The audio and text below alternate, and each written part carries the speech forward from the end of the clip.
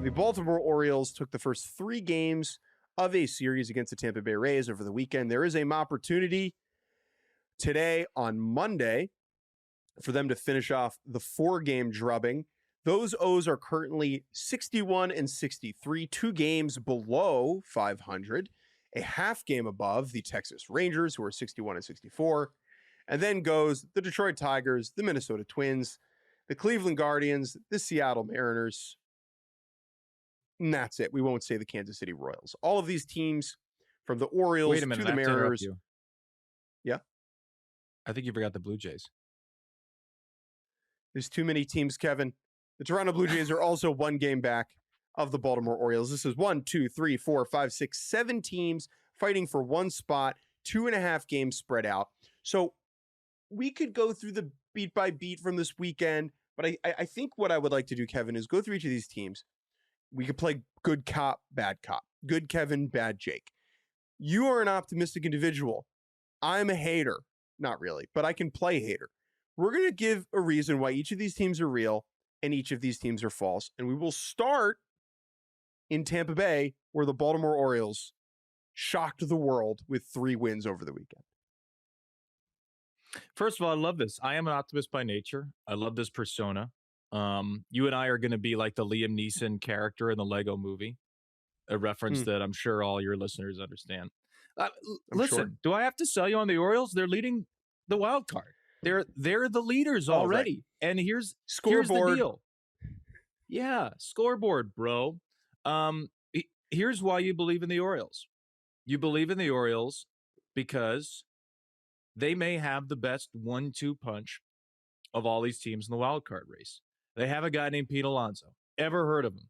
Last 7 games, 15 for 25, 600, 4 homers, 9 ribbies, 688 on base percentage. And they have Gunnar Henderson, who's 25 years old and 2 years ago was an 8-WAR player and hit 37 homers and stole 21 bases and finished 4th in American League MVP voting and has had a downright frustrating, mystifying year. And every time you think he's going to get going, he hasn't. But 3 hits and a home run at Minnesota on the road trip a couple of days ago. 4 hits and a homer the opener at Tampa Bay. At-bats have been a lot better the past week. I refuse to believe that Gunnar Henderson is the guy he's been the first few months of this year. He's going to have a turnaround. And if he turns it around over the last couple of months, there may be no more impactful player to the wild card race than Gunnar Henderson, a sleeping giant next to an actual giant in Pete Alonso. And that is why the Orioles can see this thing through to the postseason. The reason they cannot is that they traded their good relievers away. Their good players away. The 3, I believe, of their top 7 players by B-WAR, that is Taylor Ward, that is Adley Rutschman, that is Tyler Wells, were all dealt away at the deadline. And getting rid of good baseball players is not usually an optimal strategy to winning baseball games. This club has played messy, disorganized baseball for a lot of the season. I do believe that they have played better of late. That is obvious. They just, showed up in Tropicana Field, a place where they do not have a good time very often, and had a very nice time.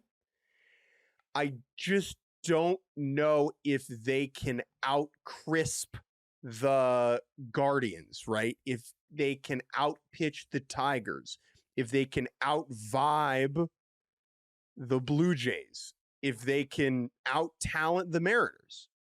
Are they the best at anything of this group? You do bring up a good point in terms of the 1-2 punch. I would counter with the concept of Cal Raleigh and Julio Rodriguez, but you are correct that the reality of those two probably is not quite what Gunnar and Pete can deliver. And then the big concern is, what do you do with Yohel Pozo? So Yohel Pozo, who has stepped in as the Orioles' backup catcher the last week and change as Samuel Basayo works his way back from the IL. Yohel Pozo yesterday, after drawing a walk, got some shine for grabbing his jingleberries, his nether regions, in a very overt manner.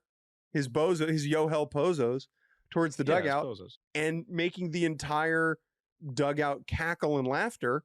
How do they keep Pozo around once Basayo gets back? Carry 3 catchers because Basayo's going to DH some. They've done it before this year. They have carried 3 catchers at times. Would you carry a 3rd catcher for vibes? I don't know, maybe. The Philadelphia Phillies are doing that right now with friend of the program, Garrett Stubbs. And those Philadelphia Phillies swept the Minnesota Twins this weekend. First game was the Field of Dreams celebration. We talked about that on Friday's show. This weekend, the Phillies went out. They beat Connor Prelip on Saturday, drawing a ton of walks, kind of forcing him out of the game. 5 hits for Alec Boehm. Just when you think he's out, he pulls you back in, pulls himself back in. Then on Sunday, the Phils go down 5-0 to Andrew Painter after he gives up a grand slam. They battle back behind 4 Alec Boehm RBI, a disastrous sweep loss for the Minnesota Twins. Those Minnesota Twins who remain just 1.5 games adrift of the wild card spot. Kevin, why are the Minnesota Twins real? When you get down to a postseason push, when you're in tight baseball, what do you need? You need a big hit. Who's the best team in the American League with runners in scoring position? That's right. I'm going to guess the Minnesota Twins. Yeah. You're so right, Jake. 790 team OPS. Look at some of these players. Josh Bell, 344 runners in scoring position. Ryan Jeffers, 333, OPSing 1,090. Brooks Lee, 318. Luke Kershaw, 424 on base, runners in scoring position. Maybe it's a sticky thing, right? Runner in scoring position numbers, but all year long, the Twins have been pretty good at this. And the one guy who really hasn't hit with runners in scoring position is Byron Buxton at 164. Guess what? He's Byron Buxton. That's going to trend up. Twins get the big hits. They added some pitching at the deadline with Dean Kramer, with Jeff Hoffman, with A.J. Minter.